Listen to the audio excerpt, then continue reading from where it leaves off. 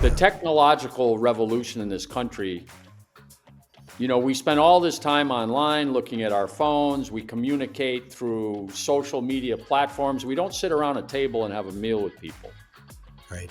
There's a loss of human connection. I am a husband, a father, a lawyer, a Christian, and a proud Canadian. I started this series because it was clear that our nation needs truth. Not just another biased narrative, but real information of substance. We need access to facts and the freedom to think for ourselves. I'm Leighton Gray, and this is Gray Matter. Hello, everyone. Welcome to another episode of Gray Matter. Well, today we're going to be talking about a very serious subject that affects many, many millions of people around the world, particularly in places like the United States and Canada. Would it shock you to know that fentanyl is a synthetic opioid that is up to 50 times stronger than heroin and 100 times stronger than morphine? That blew my mind when I found that. And then when you talk about America's opioid crisis, tragically, over 107,000 Americans lost their lives to opioid overdoses in 2023 alone, with a total of 1 million deaths over the past 7 years. It is crucial that $55 billion from opioid abatement settlements be allocated urgently and strategically. That's the message of our guest today. And he, along with another gentleman named George Massengill, have started something that is very important. It's called Reach United. So our guest today is the chairman of Reach United, and his name is Jim Murphy. Jim, thanks for joining us today on Gray Matter to talk about this really, really important topic that affects so many people. I'm happy to do it and grateful for this opportunity to shine a bright light on this crisis. So thank you. Yes, well, it's our pleasure to have you here on the program and to learn more about the opioid crisis and more about things like fentanyl and what can be done to stop this scourge. So, Jim, I'd like to start here. Obviously, you are someone who has a tremendous background, an esteemed background in high-level political campaigns. What was it that drew you and George Massengill to this project, to Reach United? That's a great question. And the short answer is I've felt called to do so. I met George through Heath Schuler, who you mentioned, my business partner. And George is a long time, been a long time in recovery and has spent his career as a therapist and starting up and running and consulting treatment centers, around the country. Mm-hmm. And my background, as you noted, is in politics and public affairs. So, my background has been in trying to elect candidates, and in my corporate public affairs work, I like to say I help the rich fight the wealthy. And when I get together with George, I haven't. Fortunately, I haven't lost a child or immediate family member to an opioid overdose. I and others in my family have seen what alcoholism can do. I'm 12 years in recovery there. So I had some sort of personal interaction with addiction. And basically what I've done is, and the more I've gotten involved in this, I've just saw that this was an opportunity for me to take all that I've learned. And frankly, over the last 45 years, by doing all the political work I've done and the corporate work I've done, I know a lot of people in a lot of places. I can connect dots in ways that maybe others can't.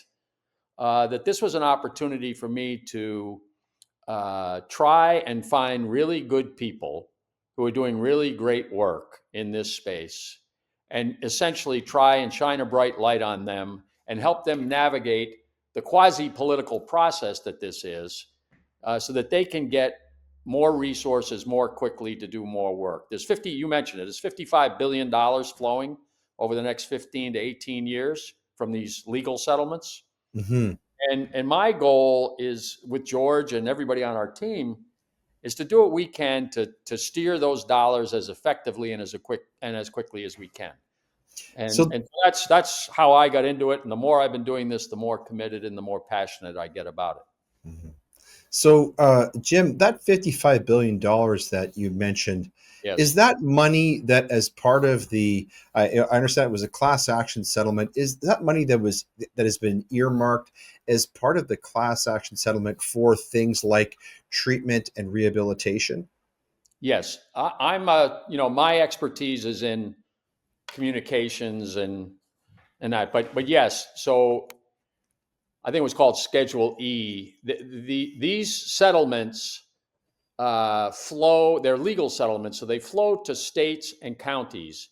And Right. legislatures in each place have set up enabling legislation to set up membership on these councils and to determine at a high level how the money should be distributed. But yes, I think there's like 5 or 6 different types of programs that these dollars are intended to be used for, and everything from, what they call harm reduction, which we'll talk Hmm. about more. I think Yeah. that's a typical government euphemism. But Yeah. education, longer term treatment, the different, you know, the treatment of addiction is a long process and a continuum of care. And so, yes, they've set these buckets, if you will, of types of programs that the dollars are supposed to be allocated to. Hmm. Um, so, government being what it is, from my perspective, this is moving way too slowly. There's still a lot of money not yet dispersed while people are dying. There is way too much bureaucracy. There is a lack of strategic focus and to be honest, I think there's a lack of accountability. These are all well-intentioned, good people, but everybody now in this space is there for a handout, and Yeah. frankly, I think everybody's trying to, give a little bit here and a little bit there and a little bit here and a little bit to everybody, spread the peanut butter evenly over the bread, and I think we need to be more strategic than that. And in my judgment, supported by some people who know a lot more of this than I do, job one here really, I think, is to save lives. Right. Right. And Mr. Trump has said that he's made very clear that the opioid epidemic, if we can call it that, is a top priority of his second term. Yes. And my understanding is there's a focused plan to allocate 25% of this opioid settlement funds to life saving initiatives that can save lives, can reduce overdose deaths, and also honor the people who have lost their lives already to addiction. So, in terms of boots on the ground, how does this initiative, Reach United, fit within that overall framework, that overall goal? I'm glad you mentioned it. That was our national call to action that we launched on January 8th in Washington, D.C. I applaud the president's emphasis on this issue. His main focus, as you probably have seen or read, has been on interdicting the supply. And he's been using tariffs with, Mexico and Canada to try and cut down on the amount of fentanyl coming in across the border. Frankly, the majority, and I applaud that. I'm not, everything is good. The Yes. majority of the fentanyl is coming into this country from China in the mail. But that aside, I think in terms of boots on the ground, what we are trying to do, for most of last year, used the state of Tennessee as a proof of concept, where we tried out to execute on and implement our vision, and we've had a lot of success there. So what we're trying to do is, there are overdose reversal medications. Most people are familiar with Narcan, which is the brand name for naloxone, but there are others. There's Mhm. Opfi, what we need to do is, and a lot of states are getting that out, but it's in typical medical distribution networks. So it's in county health centers and things like that. We believe strongly two things about this. There needs to be more out there, but it needs to be where people are, not where they have to go to get it. So we're for like convenience stores. We're big on vending machines in high traffic areas. Like in Hawaii, every bar and restaurant has it for free, and everybody knows that. The second piece of it is, we believe there needs to be paid advertising using celebrity spokespeople to raise awareness of the availability of these medications, and frankly, to break down the stigma of it. Mhm. Mhm. There's still a stigma attached to overdose and to drug use. And Right. if you're a parent and you've got a high school or college age student and you don't have a Narcan kit with 2 doses, nasal doses, in your glove compartment and or the utility drawer in your kitchen, with all due respect, it'd be like, not having a smoke detector in your house. I mean, things happen, and it can happen to you.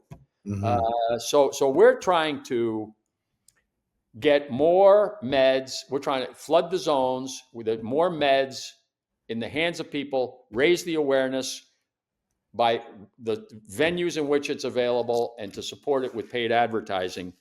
Mm-hmm. And there is some evidence. Lucas County, Ohio, is one where there is some data that suggests that flooding the zone and doing these types of programs, the death rate can drop.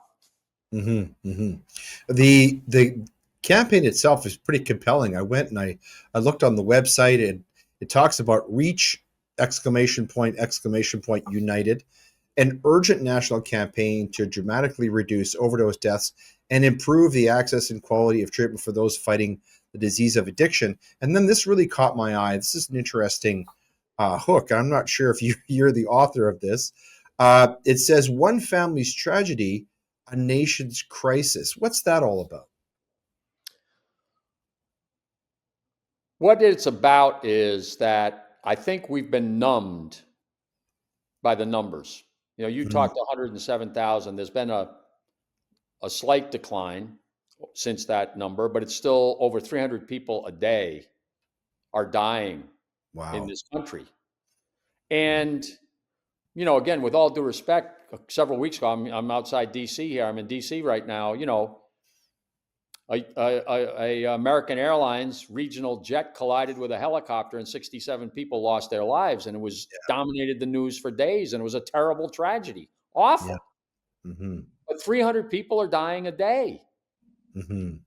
And Mm-hmm. what we have found, I think that like so many other situations, when you focus on the one story or the one person or the one family or the parent who's lost a child, and people can, and you humanize, and you get it down on that personal level, that to me, given all of my experience in communications and politics, that's how you can wake people up to what's going on around us. Mm-hmm. um, and really, there's sort of two tracks here. There's two things going on. There are people really in the throes of this disease. I mean, they are habitual users. God bless. They're struggling to get. That's one type of person who's overdosing and dying. But with fentanyl, what you're having is you have like, and one mother who heard her being interviewed, and she said, when we were all growing up, we all did something stupid. Yeah. You know, I know I did, but we were able to use it as a learning experience. Mm-hmm. Now kids go out and they do something stupid, whether it's a line of cocaine or even marijuana or something, and it's laced with fentanyl. Mm-hmm. They're dead. Mm-hmm. Mm-hmm. And I'm not saying it's right. Kids shouldn't be doing that, but that's what's going on. Okay, Mm-hmm. and that's what's waking people up. Is like, Mm-hmm. hey, it can happen. Because generally, I think the other reason why it's a crisis, but the tragedy isn't seen, is that it's somebody, unless it's happened to you or somebody it's somebody else's problem. It's those Right. people. It's Yeah. those people. Yeah. And the only upside to the horrible increase in the number of deaths is that it's touching more people and it's raising awareness. Mm-hmm. Mm-hmm. Now, you mentioned, Jim, you describe addictions as a disease, Yes, and I would think perhaps this is part of the challenge of getting across to people. Really, the depth of the problem is that many people still look at addiction to alcohol or fentanyl or anything else as sort of a vice, correct. as a life decision, and so there can be sort of an absence of empathy there, an absence of care, because people are saying, well, uh, fool around and find out. If you've gotten yourself into a problem with alcohol or drugs, you've made bad choices, and you're just going to have to live with them. Is that a challenge to get across to people? Look, uh, people who are suffering under addiction are suffering under a bona fide disease. They can't just make a choice to kick heroin or to kick an addiction to a serious disease. That's part of it, but they also need additional help. They need drugs like Narcan. that are life saving. Is that part of the challenge that you have in this initiative? I think you nailed it. You should get into public communication strategy consulting. Yeah, and I think that also is one of the reasons why people dismiss the number of deaths. Yeah, The phrase I use, it's a moral failing. yeah, Right? yeah. And if you compare the number of deaths, if you viewed this as a disease, a colleague of mine was talking about the number of cancer deaths. You look at Hmm. even gun violence. More people are dying from opioid overdoses than some of the things that we spend billions of dollars on trying to treat. Sure. And look, addiction is, even when people start to get clean and get sober, what you realize is that most of them, or a lot of them, are then dealing with underlying trauma that help contribute to this condition and Right. kept them addicted. But yes, there are people who are smarter than me. I think it was a University of Indiana study. If you look at people who are suffering from the disease and then recover and lead, let's call it productive lives again. They have a job, they're able, they're stable. There are two things that correspond to that path of success. One is medication. Right. In other words, if you have high blood pressure, you take meds. If you have, so this is a disease. So some people are like, Mhm. why are you giving meds to people? They're just getting addicted to those meds. Well, no, it's a bridge to get them.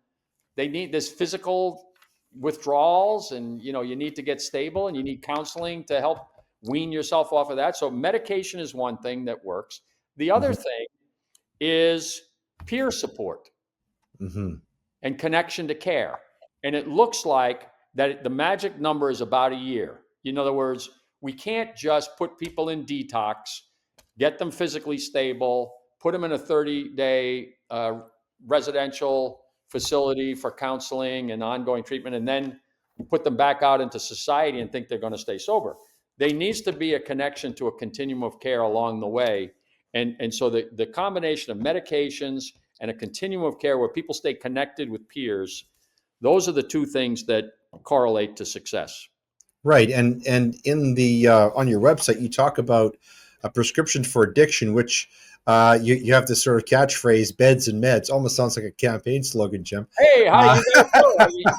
You so, unmasked me. You figured me out. I mean, I said to all these subject matter experts, I was blessed to be surrounded by some really smart people. Dr. Jerome Adams, who was the U.S. Surgeon General in the first Trump administration, right. Hmm. Sam McMaster, George, who's a subject matter. So I listen, right? But what I did in my corporate practice I take these complicated public policy ideas and you got to boil it down to something that people can understand. Yeah, and you got three steps here. You've got one is reduce the opioid overdose rate by ensuring easy access to free opioid overdose reversal medications, and then you've got number two and number three. So, what are number two and number three? How do they fit into the overall So, scheme of so, beds and meds? so the other thing uh, the about the meds is so let's call it Narcan, naloxone, whatever. Again, as I said Right. earlier, there's Opfi and there's others, but more of those meds because literally, and I don't even think a lot of people understand it's a nasal spray. I mean, it's literally, and you can't give somebody too much of it. I mean, one shot of a nasal spray up the nose, and if needed, a second can save a life. So that's number one. Number Hmm. two, we're losing almost 40% of the people that are overdosing have tried to get help. They've said, that's it, I got it. And they call an 800 number, they go somewhere, they're trying to get treatment, they're trying to get help, and they can't. They can't. And then, so what do? They go back to where they came from. A lot of them have, burnt bridges with their families, and then they use again because people who are really in the throes of addiction, they are not using to get high or feel good. They are using to stop the awful withdrawal symptoms. Right. Jones, It's a survival technique, basically, right? correct. They have to because they can't take it. So Suboxone and other drugs like Suboxone, that's the other meds. When somebody wants to quit, we need to get them on that so that it's not a perfect thing. They still have withdrawals, but it takes the edge off so that they don't use anymore. They're not looking for Right. fentanyl. They're not Okay. Mhm. And there have been all kinds of barriers. It's getting better. There used to be emergency room doctors. They had what they called an X waiver. They couldn't give a prescription for Suboxone, Mhm. because they had to have a 12-hour course or something, and they didn't have the time for it. Some of pharmacies won't fill Suboxone prescriptions because it's considered a type, whatever, the DEA. And there's all this, we should be just handing out Suboxone to people if you go into the ER with an overdose and you've been Narcan and you're not leaving with a prescription for Suboxone or Suboxone, there's a problem. And the beds piece, what we mean by beds, that's shorthand for same day access, temporary stabilization, respite places where Mm. people who want to quit can go while they're waiting to get to a longer term facility that can take them. Okay. And That that's brings, yeah. that's the Okay. beds here. Now, do we Right. need long-term Mhm. beds? Yes, but again, we're talking about Mhm. early on in the process, and there's a Right. gap. We're losing too many people there early on who want help because they can't get to, literally, they can't get to. They don't have any money. They don't have anybody to give them a ride. That a place where people can go. Most of them will go to get the Suboxone, but yes, we have a place where they could stay for a couple of days. We have some peer support. We have some food. It's a safe place where we can keep people alive until they can get the care they need. That's Mhm. what we mean by beds. And there's a lot. I'm working with experts to come up with different templates. Mhm. In New Hampshire, they use fire stations. I think, I've got this bee in my bonnet about like FEMA. After hurricane and stuff, all of a sudden FEMA shows up with trailers. Why can't we have trailers on the other side of the parking lots of some of the most busy ERs in the country, that are getting Right. people in overdosing. And so we're exploring as we move around the country. And now that we've been successful in Tennessee and we're starting to branch out into other states, we're looking for templates where we can create these centers. So that's what I mean by meds and beds. It's really Okay. boils down to Mhm. naloxone, Mhm. Suboxone, and temporary respite centers. Mhm. That's a great explanation. I appreciate that because it sets up my question about maybe something that's a bit of a controversial topic. There was a recent piece that was published by the Reason Foundation about RFK Jr.'s opioid crisis plan. And he said basically that he outlined his vision for addressing the opioid crisis with a national network of healing farms, and where individuals with substance abuse disorders would be sent for recovery. And this ties into something that's happening in my home province of Alberta, in Canada. Our premier, who's essentially our governor, she recently announced plans to build involuntary drug addiction treatment centers, with each center having 150 secure beds. The funding for this would be part of the budget. That it would be publicly funded. And the aim is to prevent overdose deaths and to ease the pressure on paramedics dealing with increasing opioid related calls.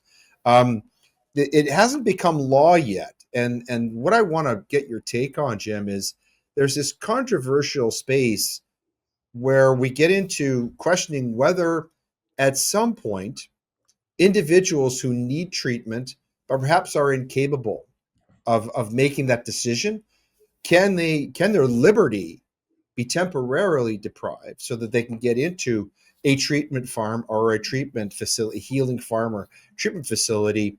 And of course there's this tension now between violating individual liberty for individual and public good.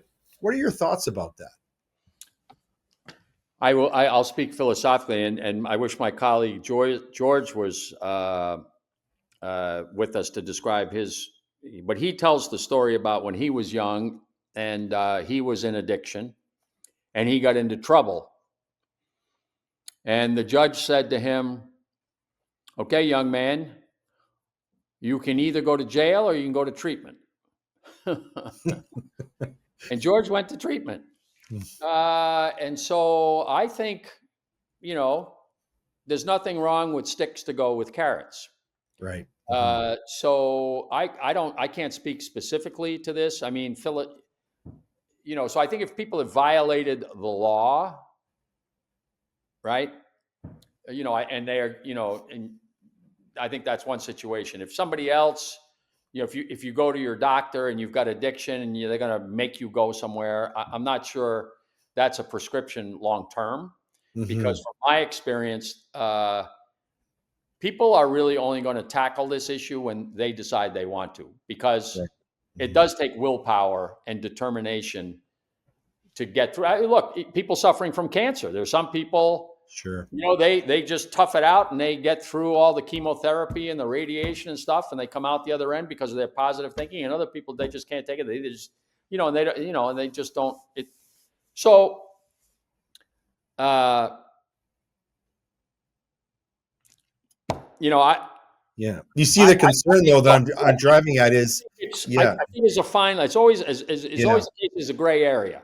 But yeah. I certainly would be in Pardon favor. the pun. Pardon the pun on this show.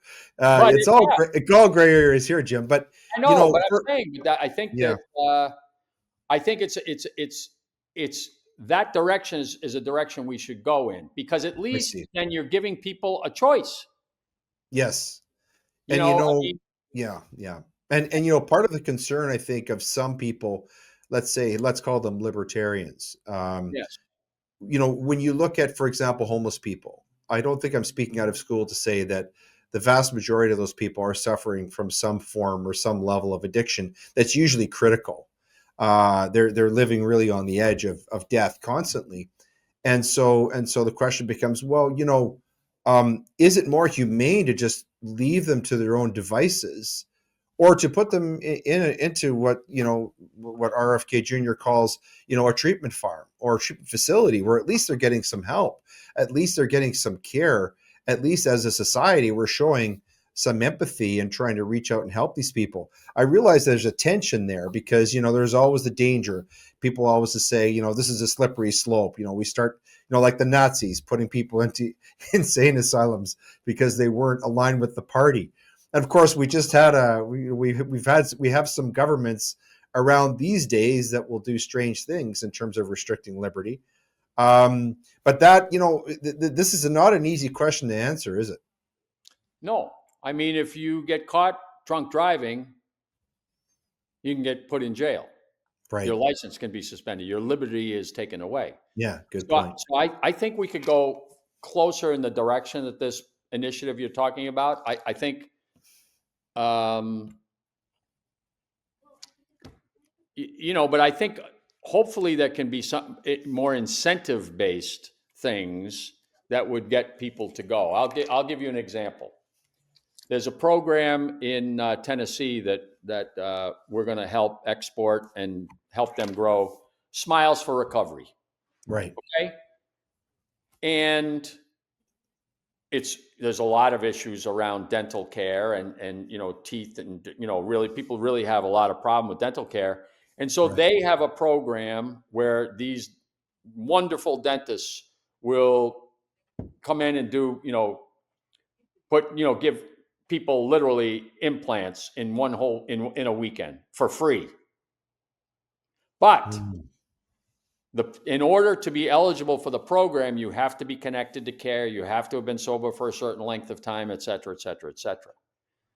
There's an example where you're giving people an incentive to stay sober to be in the program. Mm.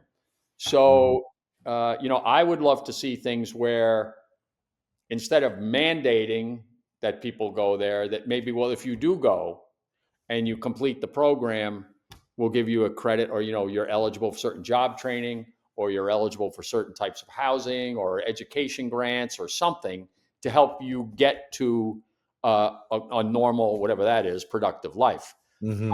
I Mm-hmm. personally, again, I don't want to speak directly to this, but because I get it, but I agree with you. I think it's a slippery slope and a fine line, and I would prefer to use carrots. But I do think that when it gets into legal trouble, if people are breaking into homes or using weapons to hold Right. people up to get drugs, to get money to get drugs, okay, now you got a Mm-hmm. different situation. And Right. there, I wholeheartedly believe that putting people in these types of farms. And in fact, I was just talking to a guy who ran one outside of. We're having a summit meeting in Austin, Texas, later this month, and he runs exactly one of these farms you're talking about that RFK loves outside of Austin, Texas.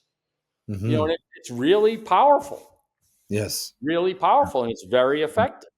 Mm-hmm. And Mm-hmm. so I think that, to the extent that we can have, certainly I would be in favor of mandatory stuff when it comes to an alternative to incarceration. But Right. I would rather see us build some incentives into it, like the Smiles for Recovery Mm-hmm. program, to get people Yeah. to Yeah. Yeah. take those first I steps. agree. I agree. There's a pretty well-established legal test you're probably familiar with that, courts apply in these situations, and that is whether a person poses a serious risk to themselves or others. And I think that's a test that can be applied in those extreme cases. And Yes. I quite agree with you. I don't think that we should sort of get rid of the idea of a care farm just to because of the extreme cases.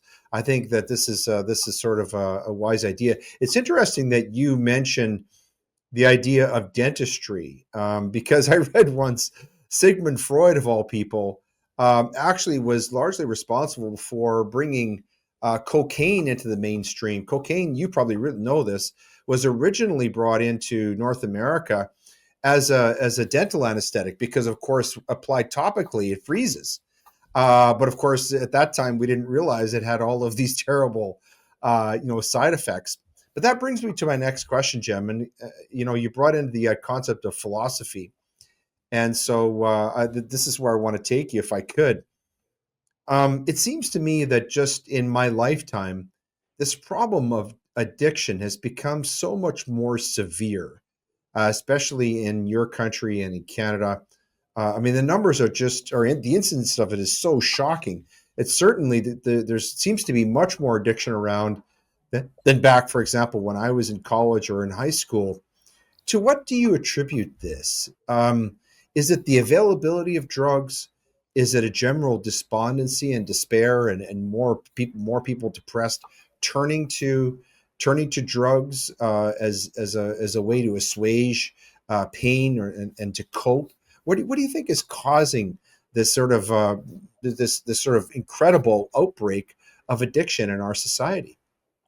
So I'm not a trained therapist or psychologist, but you asked my opinion. It's the lack of connection to other humans. Mm, The yeah. technological revolution in this country, we spend all this time online looking at our phones. We communicate through social media platforms. We don't sit around a table and have a meal with people. Right. There's a loss of human connection. Hmm. And Hmm. I think that macro development and that macro change in society today is making people feel alone.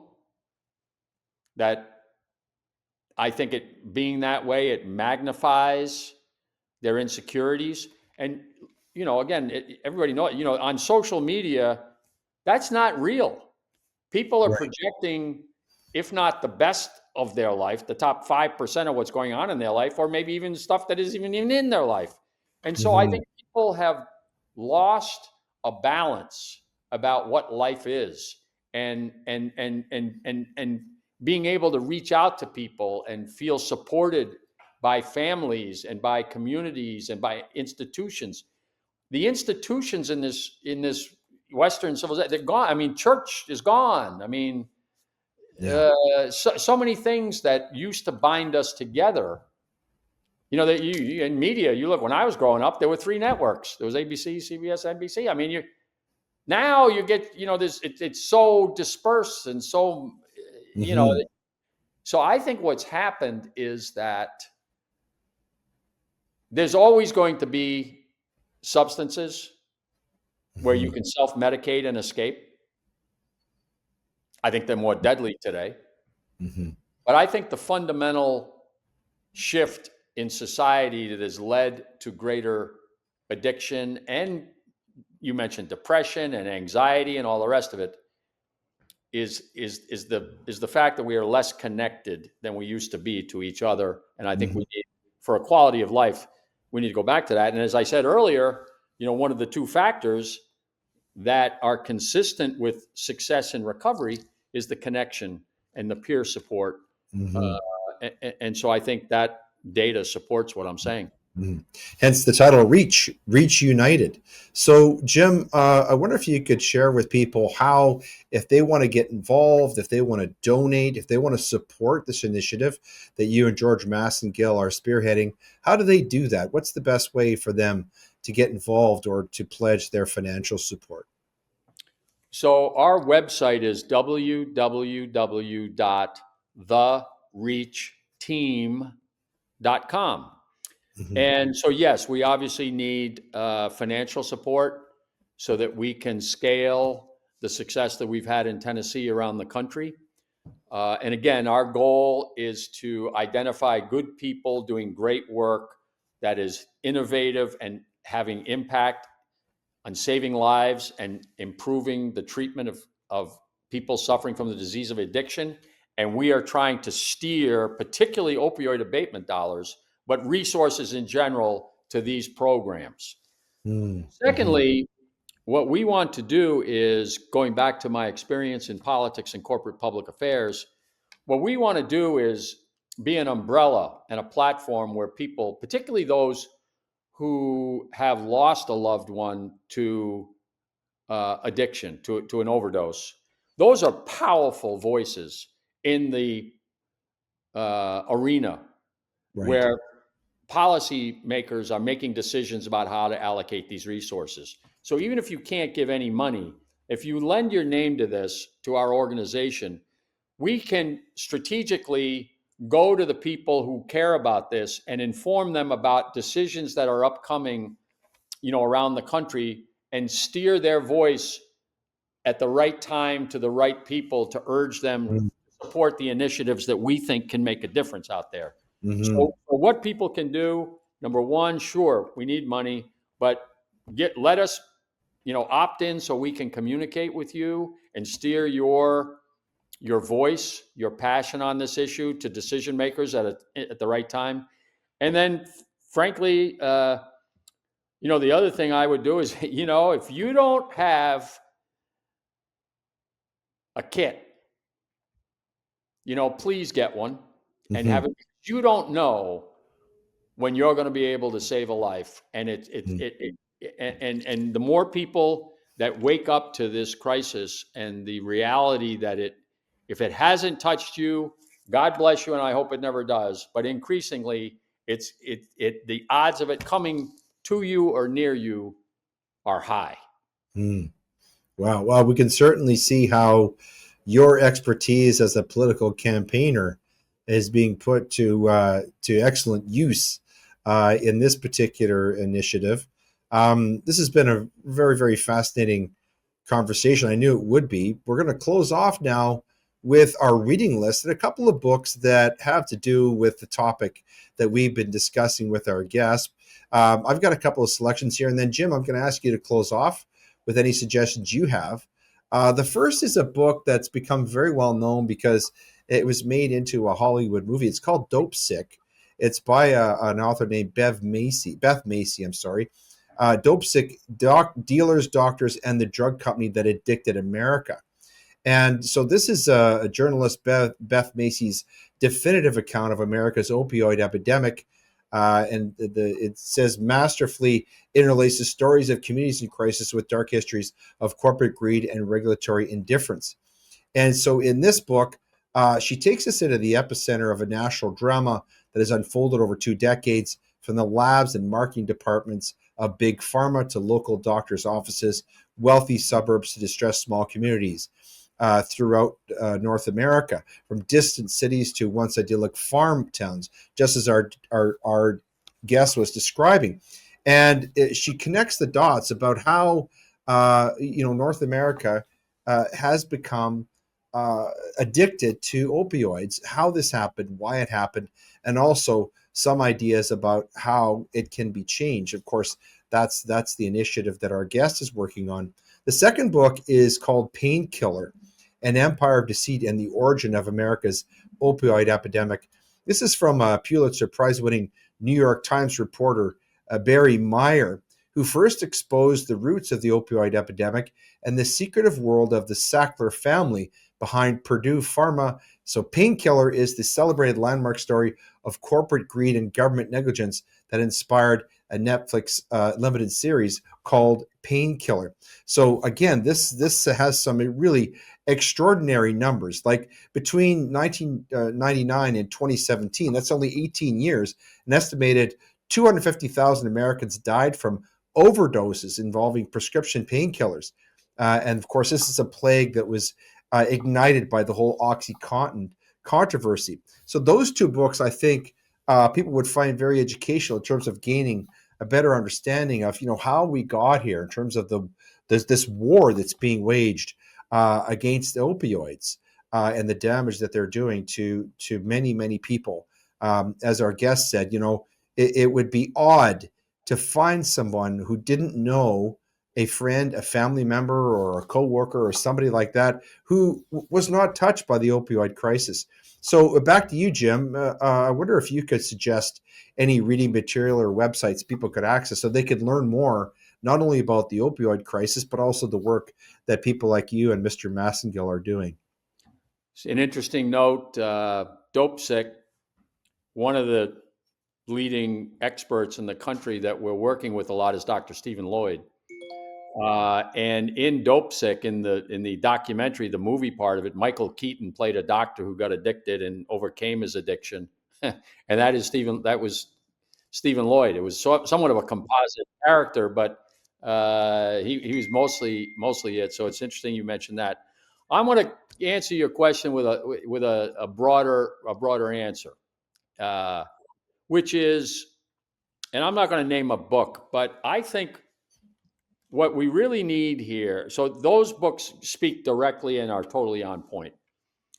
I think to deal with addiction, I think we all need to have a heightened sense of compassion and a heightened sense of awareness.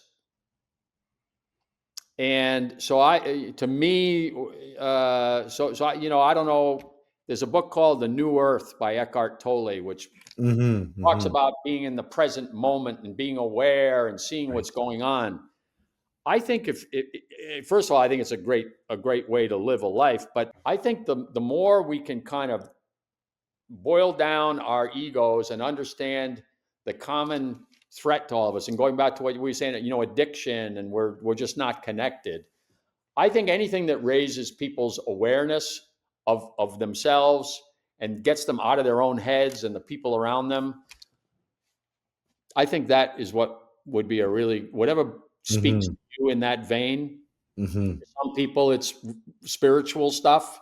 I think heightened awareness and heightened compassion would be what I would urge people. Read things that elevate those virtues in yourself.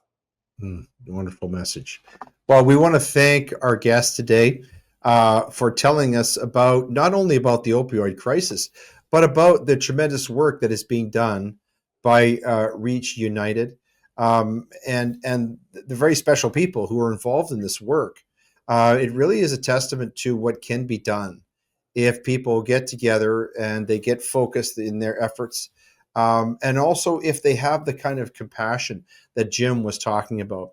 So we want to thank you so much, Jim, for being part of Gray Matter today and for helping to raise awareness with our viewers and listeners about not only the opioid crisis, but also the tremendous work that's being done every day by people like you and George Massengill and others to combat it and to find solutions, because it really is something that, as President Trump said, we must really focus our efforts on it, because it has the potential to destroy just about everything that we know and we love about our society, doesn't it?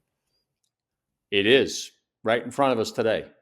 The harm that's being done is awful. And thank you for your kind words. But honestly, I'm just shining a bright light on the people that are really doing the work. We're on the front lines helping people struggling with this disease. But I appreciate you've obviously taken an interest in this and done your homework too. And so really appreciate what you're doing to spread the word here and raise awareness on what's really going on. Well, thank you for being our special guest here on Gray Matter, and best of luck with all the work that you're doing, you and Mr. Massengill and Reach United. Well, thanks again.